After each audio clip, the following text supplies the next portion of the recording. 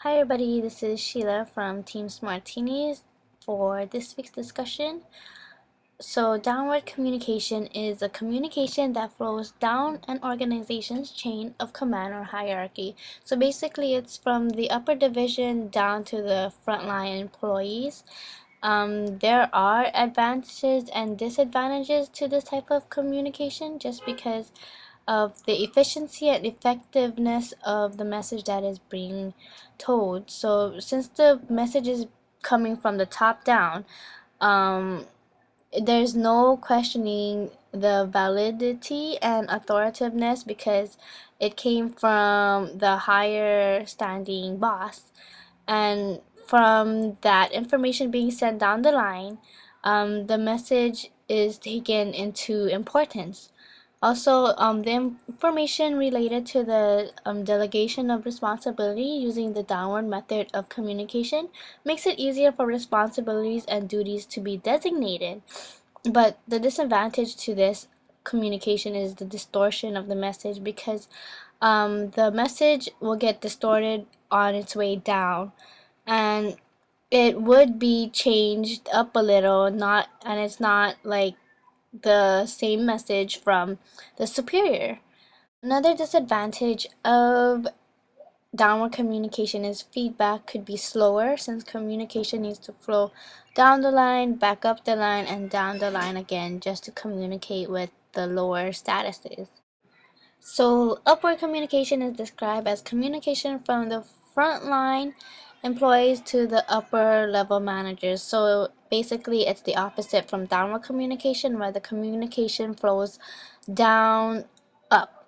So, with this type of communication, there could be a lot of disadvantages and miscommunication because lower level employees do not have access to the amount of different mediums that can be used for communication as their bosses do. Also, messages could be altered when the lower level employees need to go through their immediate supervisor in order to send a message to the organization's manager. This is, in other words, called filtering.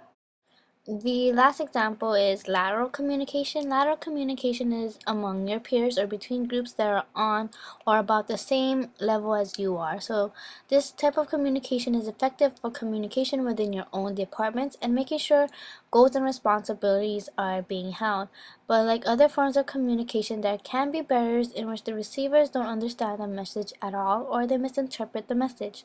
Senders of messages can overcome the different communication barriers by using certain techniques like audience analysis and redundancy. The sender of the message should know and understand who their audience is. They should format their messages so that there is little chance of their audience misinterpreting or understanding it, and this is a technique called redundancy, which can also be used to make sure the message is clearly passed on. A sender can use redundancy in their message by repeating the important point throughout their message and also by sending the message through different forms of mediums.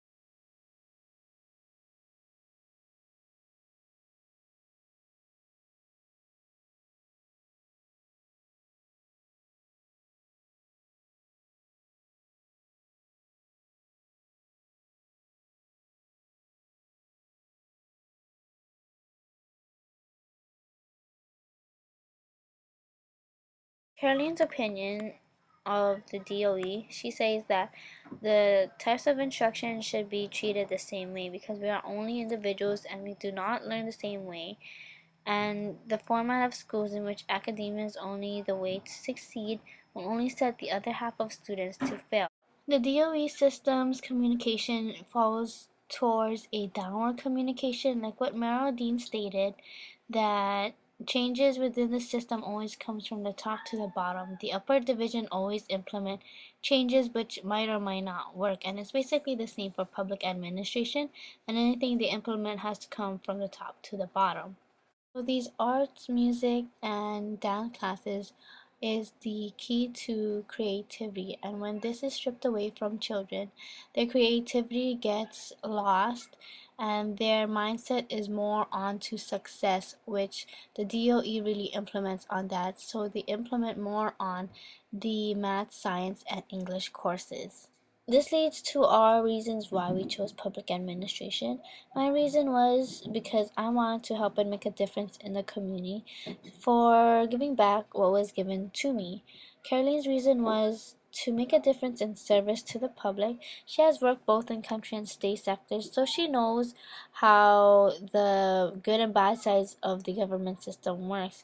She one day hopes to turn our government system into a more efficient running system that will not allow for wasteful spending and offer assistance to those who are in need. Chella believes that through public administration, it could lean towards academia and structure more of the creative side, and it involves more of the critical thinking and writing. So, with what we know outside of public administration, would make our career in public administration interesting.